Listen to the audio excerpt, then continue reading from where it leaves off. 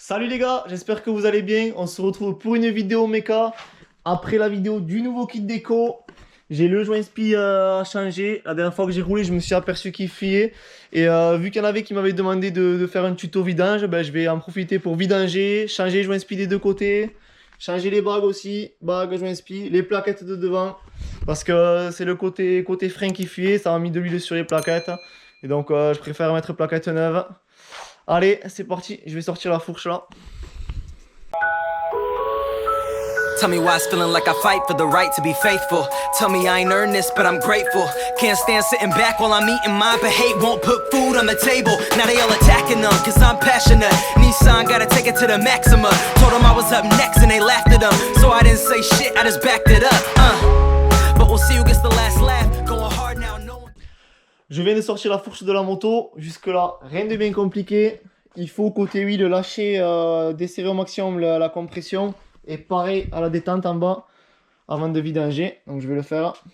Alors pour le côté air, c'est comme vous voulez. Soit vous enlevez vous pouvez enlever la pression. Je sais que dans le livre KTM, pour le démonter, ils disent d'enlever l'air complètement. Et si vous le faites, faites-le bien la fourche qui appuie pas au sol. Vous enlevez l'air. Vous pouvez le laisser aussi parce qu'au final, la cartouche interne, on n'y touche pas. Même si on la démonte pour changer les joints spi, on l'ouvre pas, donc ça change rien. I'm never gonna wake up, wake up. I said just be you. That doesn't sound hard, does it? Everybody say they tryna make a lane now, but that's a huge part of it. I'll be on top and none of y'all can't touch it. Say I changed it up, but all of my fans love it. Shout out to my friends that been here since the beginning. Ouais, bon, du coup, côté air, comme je disais, je vais dégonfler. Donc, j'enlève le truc. Et bien le faire toujours, ça va à pression. La fourche levée. Même sur la moto, jamais la faire la moto au sol. Une fois que vous avez mis le côté huilot plus souple, compression détente, et préparez les bacs, on va ouvrir après, pour l'huile. Que si vous êtes comme moi, j'en mets autant à côté que dedans. Il y aura de l'huile partout normalement. Maintenant, on va pouvoir démonter le vis du haut. Pour ça, il faut la clé exprès pour le lâcher. Et normalement, ça ne force pas non plus de fou. On va pouvoir vider l'huile dans le bac.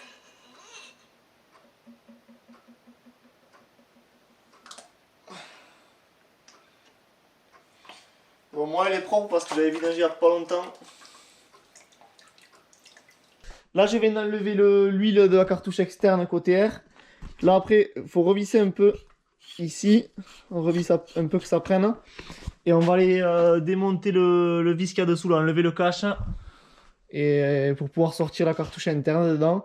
Et après pour pouvoir séparer les deux tubes externes et changer le spi. Voilà, je viens d'enlever le cache là côté R. On se retrouve avec le vis de 19 à dévisser.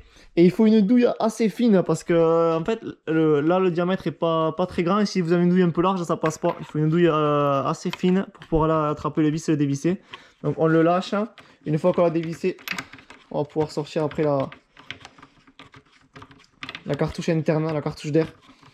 Quand vous avez dévissé pas mal là, faut peut-être appuyer là, vous appuyez, vu qu'on a révissé un peu, vous appuyez un peu pour le faire ressortir là, il reste bloqué là avec le joint des fois. Appuyez un peu là-haut pour le faire ressortir.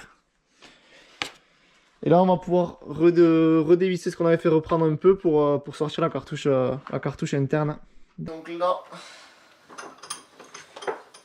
je vais pouvoir redévisser ce qu'on avait fait prendre et sortir la cartouche interne, la cartouche d'air.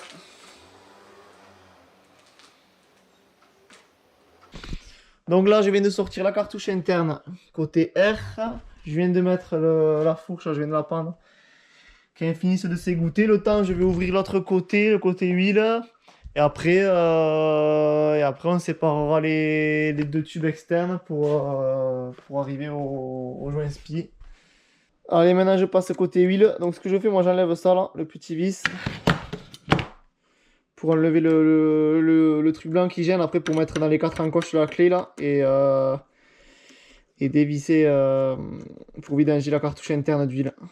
Donc ça déjà j'enlève. J'enlève le capuchon.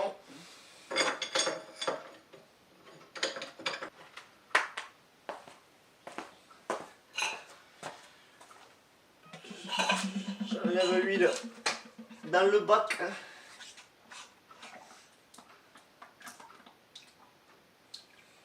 On refait prendre le capuchon de quelques tours.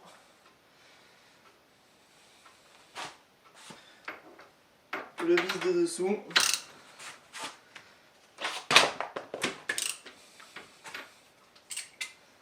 Et là pareil, quand vous avez dévissé et que vous sentez que ça force plus là, appuyez en haut de la fourche pour faire sortir le vis. Des fois il se coince avec le joint et on peut l'attraper. On peut la relever de l'étau, mettre un bac dessous là pour dévisser là ce qu'on avait fait prendre, comme je disais, parce que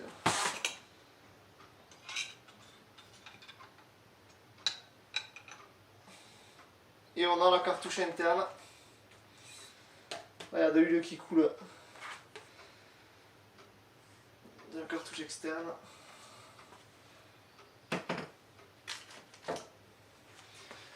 Et je vais la pendre avec l'autre. La cartouche interne côté huile. Donc maintenant, elle a bien la protéger quand on la prend l'étau. Maintenant, il faut les deux clés. Il faut la clé pour tenir l'extérieur là et la clé avec les 4 ergots là pour dévisser et pouvoir vidanger l'intérieur, la cartouche interne. Donc c'est ce que je vais faire. Là voilà, je viens de le dévisser et là il faut tirer. Faut tirer cette partie doucement là, la tirer, la sortir parce qu'elle ça force avec les joints et tirer doucement parce que quand ça va venir d'un coup, que vous ne mettiez pas de l'huile partout.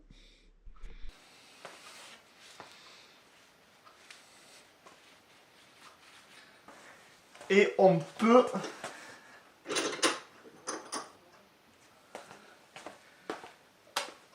enlever l'huile de la cartouche interne.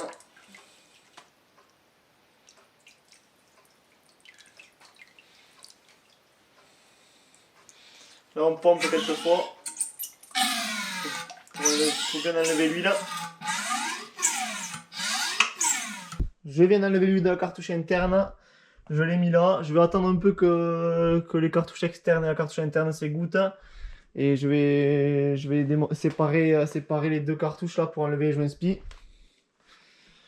Je vais nettoyer ça aussi comme il faut.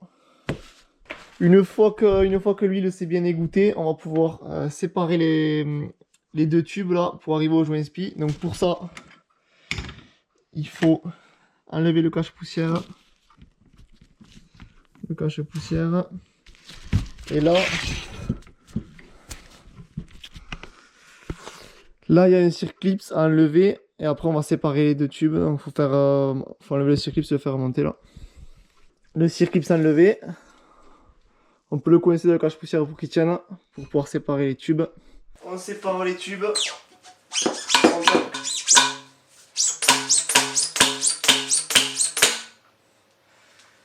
Voilà. Donc là, il me faut enlever la bague anti-friction d'en haut, celle d'en dessous, la rondelle et le joint spi là. La première bague, la deuxième bague, la rondelle et le joint spi. Moi je laisse le cache-poussière parce que je vais pas le changer.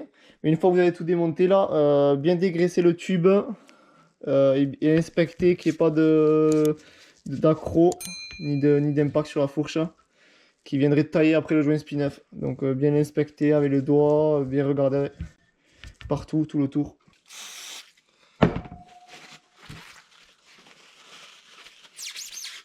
Avant de repasser le joint spi neuf, là, il faut protéger ici au niveau des arêtes pour pas le tailler en le montant. Normalement, il existe un outil comme un jarre de capuchon, moi j'ai pas pu l'avoir.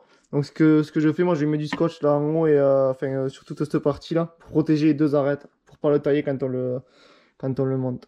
Je viens de le protéger, donc moi je fais du scotch électricien.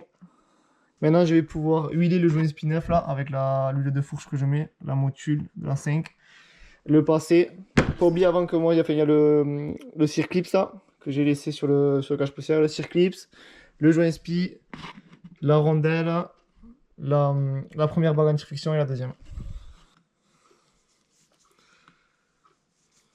Comme j'avais dit dans l'autre vidéo, l'huile Motul qui est partout, dans l'amortisseur, dans le moteur, dans la fourche.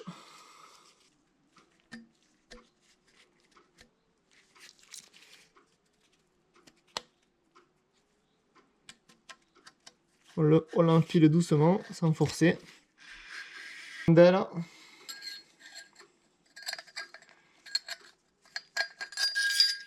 Je viens d'enlever le scotch, je vais mettre en place les deux bagues. Je mets de l'huile.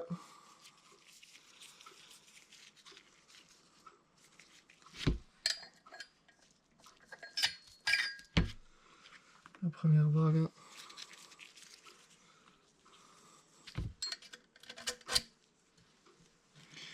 On vient clipper la deuxième.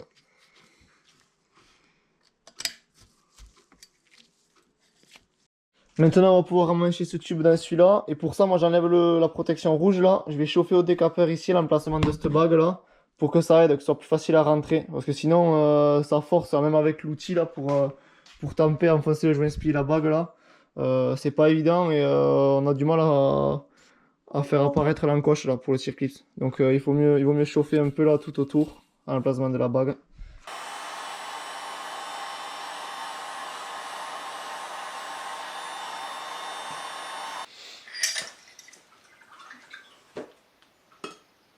On met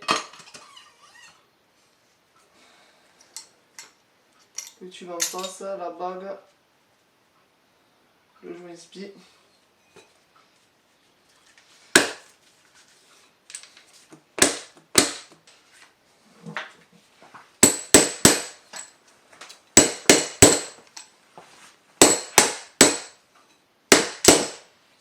Une fois que vous avez enfoncé le joint SPI là, et que l'encoche du circlips est visible là, vous remettez le circlips en place là.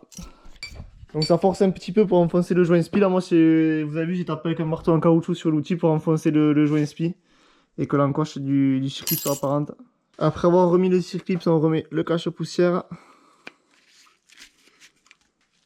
Une fois qu'on a remis le cache-poussière, pas oublier de remettre le truc rouge là, le plastique rouge qu'on a enlevé, pour pouvoir chauffer. Je vais pouvoir récupérer la cartouche interne qui est encore en train de vidanger, remettre l'huile dedans là, la purger, et après la remettre dans les tubes là, et après mettre l'huile dans la cartouche externe. Je mets les 380 ml. Faire attention, il y a un petit trou d'un côté de la fourche, que ça ne coule pas dedans. Ouais, il y a un petit trou d'un côté de la fourche, là, faire attention quand on la verse, là, qu'on ne soit pas du côté du trou, qu'elle ne sorte pas l'huile. Et une fois qu'on a mis les 380, on vient doucement la purger là. Là, il faut faire attention que ça ne déborde pas. On regarde l'huile.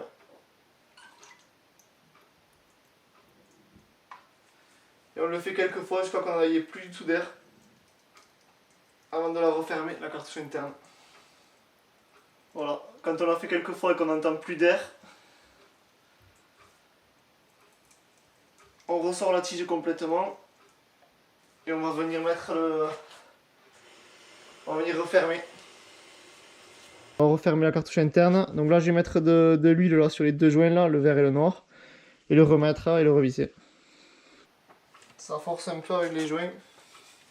Tire avec l'autre clé. Après de toute façon quand on est contre, ça sert à rien de forcer. Une fois que vous avez refermé la cartouche interne, pour voir si elle fonctionne bien, vous poussez la tige et elle doit ressortir toute seule jusqu'au fond. Voilà.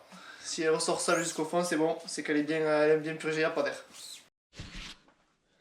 Une fois que vous avez vérifié qu'elle fonctionne bien, vous pouvez la remettre dans le tube, la cartouche interne. Ah, c'est le côté huile. Regardez en bas, comme ça en face, c'est bon. Et on va pouvoir remettre le vis pour le maintenir. Serré à la clé dynamo là, 45 Nm celui-là.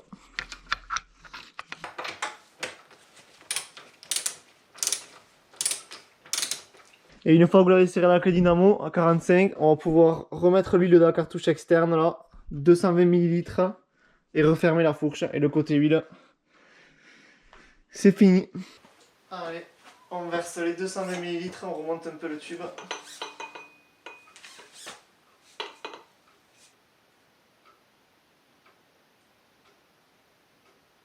Et on peut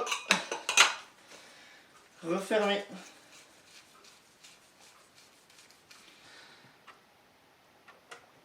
Dès qu'on est contre, on va pas plus loin, ça sert à rien de forcer. Là, on va remettre ce qu'on avait enlevé pour le réglage. Voilà, le côté huile est remonté. J'ai remis le plastique de réglage là. Je vais remettre ce que je m'étais noté là, les anciens réglages, et je vais vérifier que ça fuit pas, que le joint ne fuit pas. Remettre les mêmes réglages à la compression et à la détente en bas. Et après, je pourrai remettre le caoutchouc pour protéger dessous. Et on vérifie.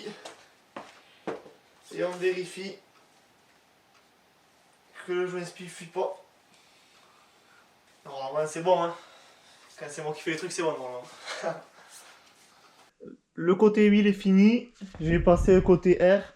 Bon, le côté air, je vais pas vous montrer comment on change le joint spi, c'est exactement pareil. On enlève le circlip, là, on déboîte les deux tubes et on remet tout, c'est exactement pareil que l'autre. On va mettre la cartouche d'air là, à l'intérieur. Donc ça, vous le démontez côté air que si vous avez le joint spi à changer. Si vous voulez vidanger, vous n'avez pas besoin, juste vidanger. Il n'y a que de l'huile, il y a de l'huile qu'ici en fait. Il n'y a pas de l'huile dans la cartouche là, donc pas besoin de le démonter si vous n'avez pas l'esprit à faire. Bien vérifier là que vous êtes embuté avant d'essayer de mettre le vis là, ça y est pas. Donc vous poussez un peu là-haut, vous tournez, vous bougez. Normalement, hop, le truc doit arriver là en bout. Et là, à ce moment-là, vous pouvez mettre le vis en odisier de ce côté. Et pareil là, 45 Nm. Vous pouvez maintenir en haut pour pouvoir visser.